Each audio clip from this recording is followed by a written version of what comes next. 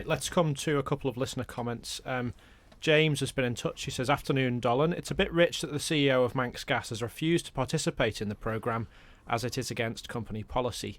That is insulting to the customers of Manx Gas and displays the company's contempt towards them. Bad PR.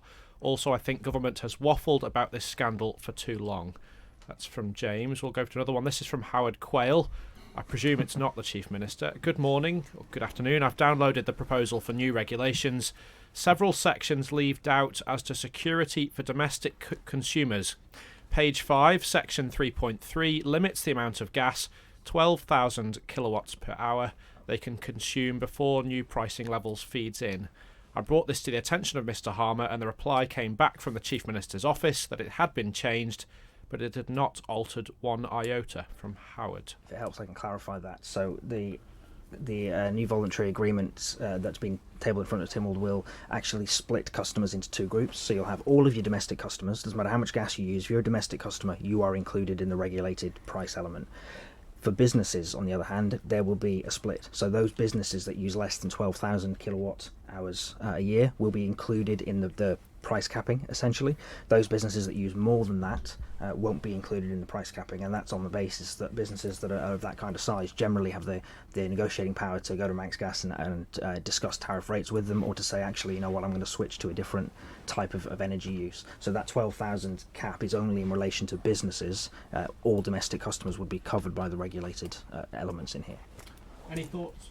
Any thoughts, Mr Thomas, on what you've heard? heard? Very much.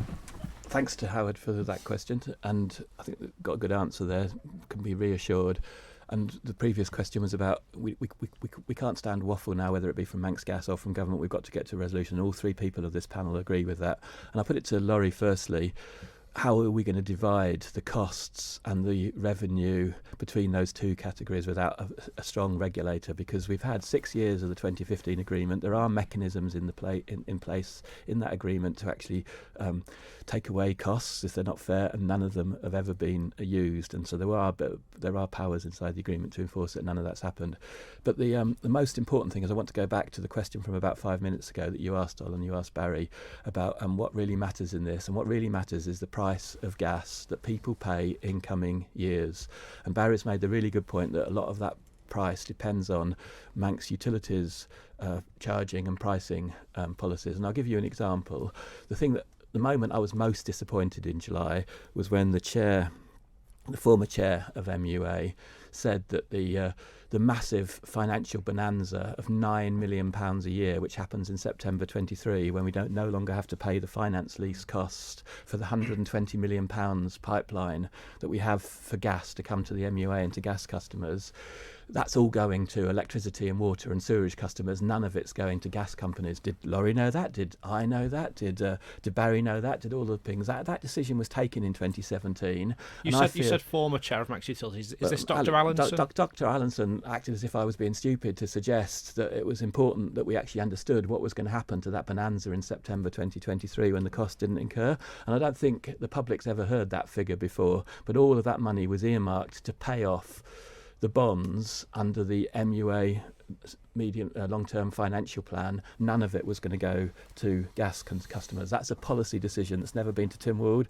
I don't think Minister Ashford, who at the time was head chair of Housing Committee in Douglas, would have known that when he was putting in gas heating plants in Annika and in Williston and the like. I don't think the private sector would have known that. It gets even more complicated when we get into climate change, because now we've got massive unknowns to do with how we're going to decarbonise. So the whole gist of my position for the last decade has been we need economic regulation so we can deal with these things in a fair way for the whole of the Manx public, including gas customers.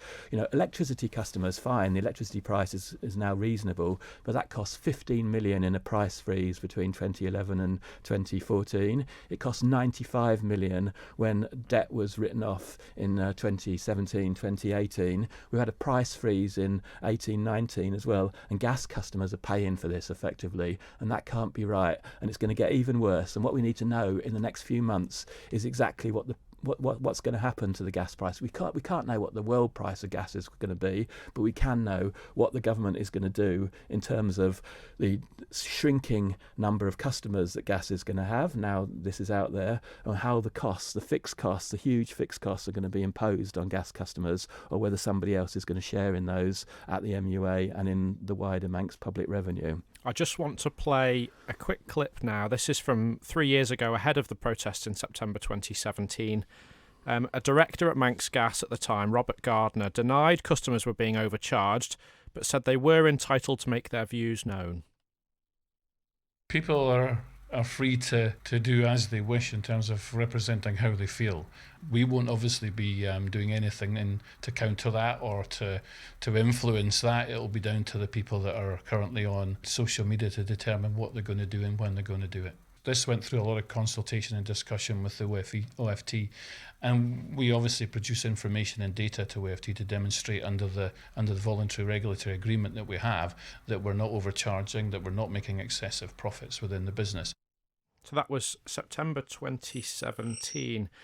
Mr. Murphy, do you still feel that Manx Gas customers were being overcharged, are being overcharged? I believe that the previous government signed up to something that they simply shouldn't have signed up to. The current government really cannot be per se blamed for something that happened before before this administration. So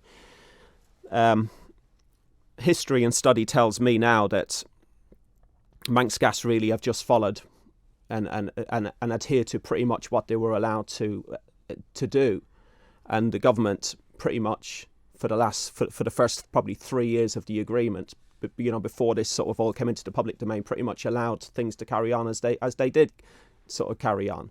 So I don't believe that they overcharged. I believe that they're doing extremely well out of Isle of Man gas consumers. And I believe in many ways somebody should be here today and sort of explaining their side of the story. But, I don't have any major gripes with Manx Gas at this stage whatsoever. That they were given an agreement. They've clearly adhered to the agreement, because I'm assuming if they hadn't done, the OFT would have had something to say about it. So it's not a question of, for me anymore, about what's happened before today. All I'm worried about is what's happening right now and what's going to happen in October.